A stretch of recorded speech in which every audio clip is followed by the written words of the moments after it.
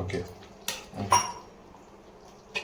ஒரு வழியாக இது இந்த குழம்பு வந்து செஞ்சாச்சு. இப்போ பாரு அங்கே இல்லை. ஏன் என்னாச்சு? ரிமோட் எல்லாம் அந்த குழம்புல போட முடியாது. நான் போடக்கூடாது, நீ தான் போடணும். இது ரிமோட் எல்லாம் குழம்புல போடக்கூடாது.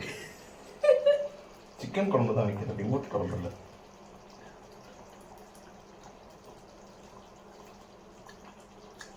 ஒரு வழியா காரம் இல்லாமல் கம்மி பண்ணிட்டேன்.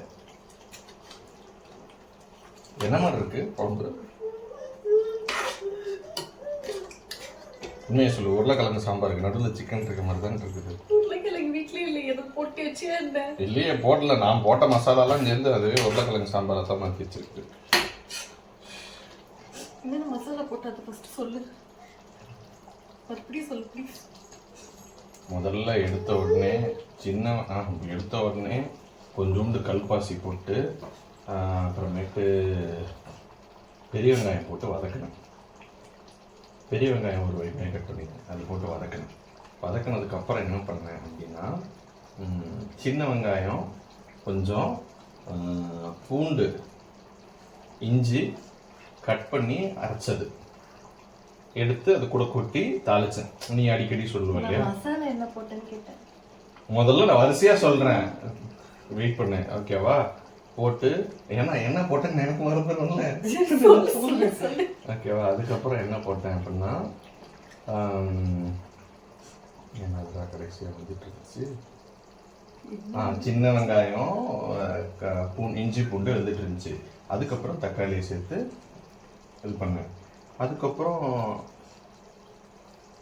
என்ன பண்ணேன், அது நல்லா ஃப்ரை ஆகி அடி பிடிக்க ஆரம்பிச்சிச்சு. ஸோ அது நல்லா இதாகிடுச்சு, ஸ்மெல் எல்லாம் கொஞ்சம் கம்மியாயிடுச்சு. அப்படின்னொடனே இந்த தயிரில் ஊற வச்ச கூட கருவேப்பிலை போட்ட சிக்கன் அதை எடுத்து இதில் போட்டு, இது போடுறதுக்கு முன்னாடியே ஓரளவுக்கு அதுக்கு முன்னாடியே வந்து 3 வரமிளகாய் எடுத்து உள்ள போட்டேன். 3 வரமிளகாய் அது கூட தான் வெந்துட்டு இருந்துச்சு. அதுக்கப்புறம் தான் தக்காளி போட்டேன்.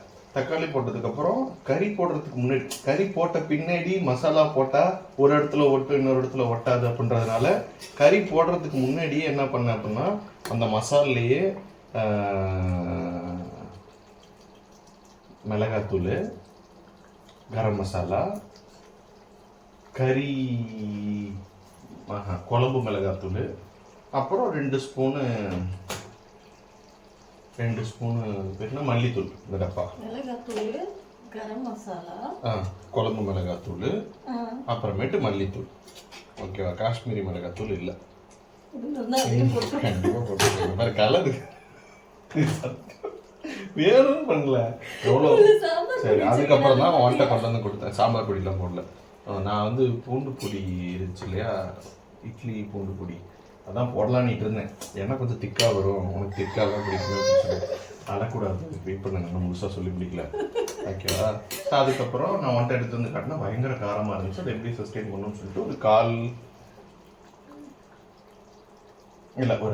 1/4 அரை மூடிக்கு நடுவில் தேங்காவை எடுத்து கட் பண்ணி அரைச்சி சேர்த்துருக்கேன். ஓகேவா? காரம் கம்மியாயிடுச்சு. இப்போ மசாலா எந்த நிலமையில இருக்குன்னா தெரியல. உப்பு கரெக்டாக இருக்கா? அதான் எனக்கு எதுவுமே பார்க்க முடியலையே. வெச்சு பார்த்தா புளிப்பா காரம். நான் புளியே போடல.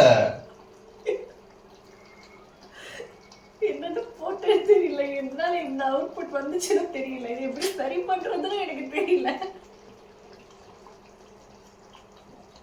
எனக்கு மட்டும் தெரிஞ்ச செஞ்சிருக்கேன். பாப்பாக்கு சிரிப்பு இருக்கு. வேணும் ஒன்று பண்ணலாமா? என்ன பண்ணலாம்? இன்னும் ஒரு 1/2 கிலோ சிக்கன் வாங்கிட்டு வந்து இதில் போட்டு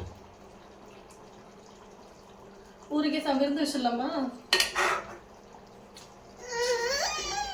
பாப்பாக்கு கோவம் வைக்கலாம்.